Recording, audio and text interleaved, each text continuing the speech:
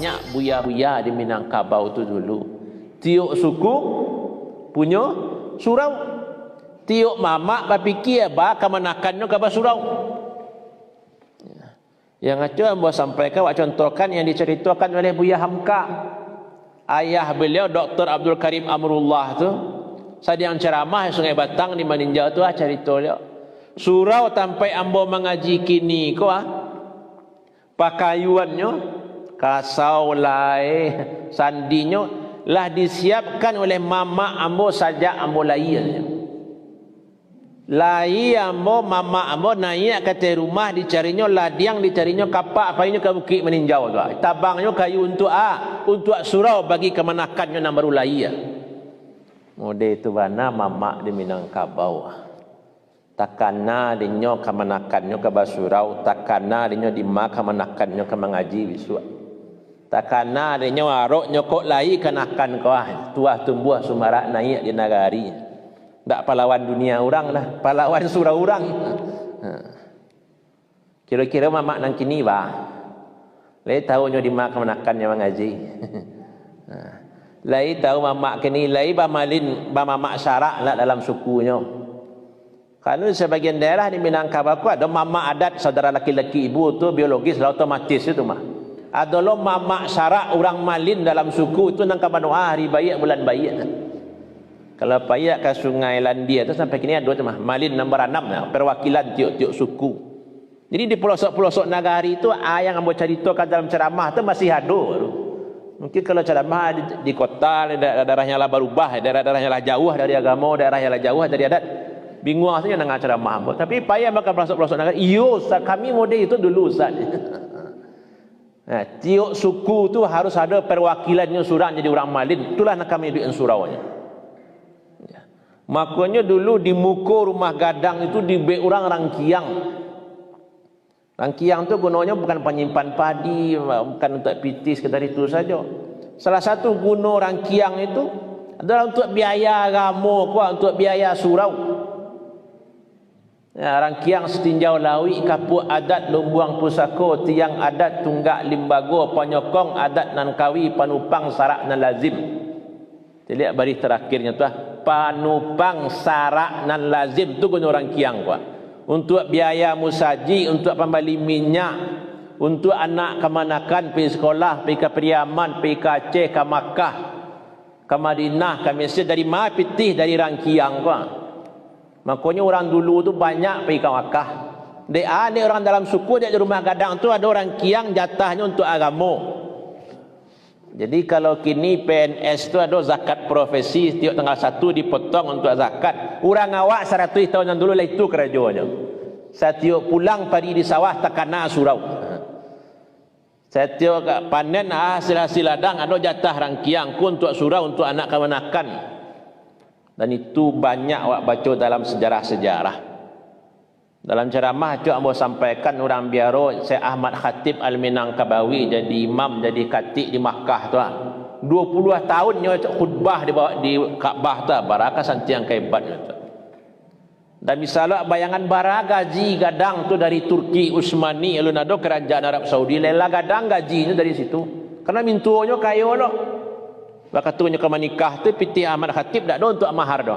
Ko piti untuk mahar. Biko anggian saya kadang sak ka mamak na berusi ko bantu-bantuan. Nah, kok paralu dang pitih ko ada kunci lamari ambil pitih dalam tu berapa paralu. Mintuonyo kayo. Gajinya gadang. Lah mode itu Ahmad Khatib di Makkah. Nan dari kampung nan dari balai gurah jatahnya tetap dikirim orang dari kampung. Coba bayangan. Mode itu bana orang Minang dulu menggadangan ulama ko. Mode itu bana pangulu orang dalam suku sanangnya mencari ada orang dalam suku jadi orang malin. Lah jadi imamnya lah jadi khatib di Makkah lah sakayo tu yang jadi kampung tetap ikolah nak mengambil hati di kampung. Mode itu dulu. Jadi mako di Minang nenek mamak tu dipuji-puji bana dek kerajonya barek tanggungjawabnya barek. Ya kalau tadi kan tak panjang benar tapi titih di awal buat ceramah lah dan buat lah biasa kemari. Nenek mamak nang gadang basa batuah gadang babingkah tanah basa balingkau batuah nagari Sungai Puah nambah pucuk sabana bulik bahurek sabana tunggang pucuk bulik cawang kalangi urek tunggang cukam ke bumi badahan cupak jogantang barantiang barih coba lebih babengor rimbun di adat babuah kata nambana kan panjang bana pujian kan nenek mama tu dek karajonyo barek lo tanggungjawabnya banyak lo di antaranya mambian suku untuk anak kemanakan mendidik anak kemanakan supaya amuah masuk ke surau bahkan ya pada bulan terakhir banyak orang bertanya kamu tentang Mahmud Yunus. Orang batu sangka nam pertama sekali orang asalnya batu sangka hanyalah orang Indonesia pertama nam menafsirkan Al-Quran lengkap 30 juz. Hanyalah yang menterjemahkan Al-Quran. Jadi kini apa-apa ibu-ibu baca terjemahan Quran nan dapat pahala tu Mahmud Yunus orang batu sangka. Hanya mulai mengaji di Tanjung Sungayang, kemudian taruh ke Mesir. Di Mesir sekian tahun baru balik ke Indonesia. Nyolah memang ambil sekolah kau. Ada senawiyah 3 tahun. Kalau dulu PGA tak. PGA 2 tahun, 3 tahun. Ada yang hanya ambil sadonya. Dan ingin nampak sampaikan dalam sejarah hidupnya hanya barangkit pergi ke situ ke Mesir Baraja tu. Atas biaya dan bantuan mamaknya. Siapa nama mamak tertulis dalam buku tu. Model itu mamak tempoh dulu ya.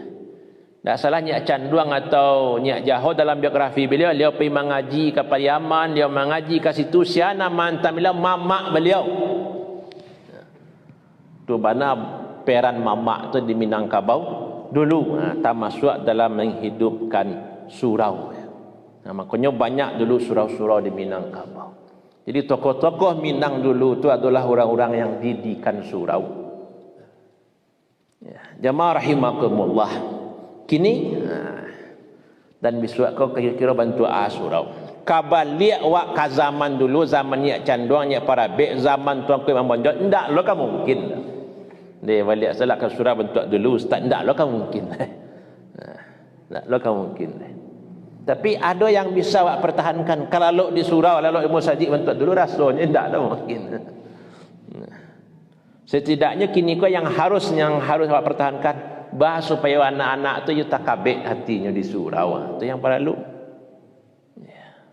Makanya bukan ceramah kini kau dia orang lah banyak mengambil pondok tahfiz, mengambil MDA dan sebagainya. Harus dakik ilmu sajik. Jangan bika musajik di siko. Jarak sakit, jarak gak jauh stek diberi lo MDA. Tu gak jauh stek diberi lo pondok tahfiz tu diberi lo TPQ dan sebagainya. Nah musajik langang. Maka selalu berpasangan kalau kamu ambil MDA, ambil pondok tahfiz, hendaknya ada sekitar musajik sehingga meramikan kamu musajik. Nah, jangan-jangan biko anak tu lah hafal Quran 5 juz, lah hafal Quran 10 juz, tapi azan orangnya tak ada pengaruh kanyo dah. Sama je orang banyaknya. Nah, nyolah santiang mengaji dah dapat piagam, dapat piala, pertama je pejabat Pak Bupati. Tapi orang azan ni tak ada kamu musajik lah. Jadi kini bawa mengabek hati anak-anak awak tu kamu sajik tu yang perlu awak usahakan. Kan dalam hadis sab'atun yuzilluhumullah fi yaumin la zilla illa zilluh, 7 orang yang akan dinaungi nanti pada hari yang tak ada naungan kecuali naungan Allah, padang mahsyar tu. Yang digambarkan pada 2 orang tu penuh di badannya tak. Kau matahari itu saya jangka di atas kepalanya, di baliknya padang mahsyar tu. Siapa yang akan dinaungi Allah besok? 7. Salah satunya rajulun qalbuhu mu'allaqun bil masajid. Seseorang yang hatinya tapawi dia musajid. Nah, banyak hadis-hadis fadilah musajid. Orang-orang yang tapawi hatinya dia surau. Iko kini iko yang perlu awak tanaman ke anak-anak awak. Tak masuk guru-guru, buya-buya itu yang perlu ditanamkan agar orang tua muah kamu saji. Kamu saji karena Allah, karena Allah, karena seruan Allah. Bukan karena pejabat datang kamu saji. Kalau lah tiba pejabat tiba sadonya mah. Kalau lah tiba ustaz dan jauh nak masuk TV, oh panuah mu saji mengurun tuah mu saji dia tu.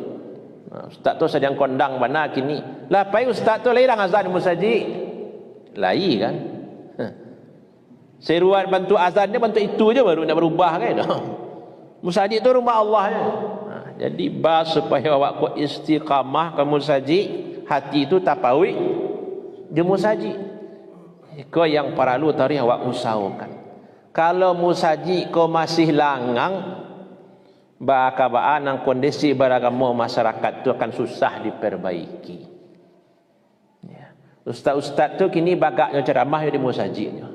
Kamu di zaman Nabi di toko rumah ran cik-cik dia gih nasihat, dia gih pengajaran, you nak tanduk dia buya-buya ustaz-ustaz kini tu dah. You nak nama kamu saji kau lah yang bisa dia ceramah. Kalau rancaknya kan ia model itu, payah ke rumah orang dia nasihati orang, baca cerita orang. Dan dakwah itu sawananya mah. Kalau dia lihat zaman Rasulullah, zaman sahabat dulu, ia payah ke rumah-rumah orang tu. Tapi kini tak tanduk dakwah di musajid tu bisa ceramahnya. Jadi kalau lah musajid tu langang awak nak kamu musajid, dia tak pernah nak ceramah. Kan banyak di TV, ustaz di radio. Ya lu bertemu dia boleh. Orang saja rajin-rajin mencari HP, kuah tambah rajin sembahyang kamu musajid aja ndak dulu. Dia lah menonton, saya di rumah ceramah ustaz lawak-lawak, ustaz lucu-lucu, ustaz santiang-santiang, ustaz hebat-hebat. Ada kamu musajid saya pengananya kini atau ya jarang lah tu. Jadi dengar ceramah kali 5 minit tu dah lewat dia kelan orang bertelanjang, orang berjoget, orang menari nampak ala laleh sin sado kan itu kadang-kadang terjadi maksud di HP ko HP dia sakun tu sebentar dia cali aku sarugo lain narako lailo dicali Soekarni tibo yo maka ndak do caranya lai awak tu mengharus mendaki anati je musaji membawa anak cucu awak ke musaji. Kalaulah berhasil awak mengambil hati anak cucu ku musaji, yakin nak ba surau bisuat ba musaji bisuat, insyaallah lebih rancak daripada zaman awak. Itu yang harus awak usahakan.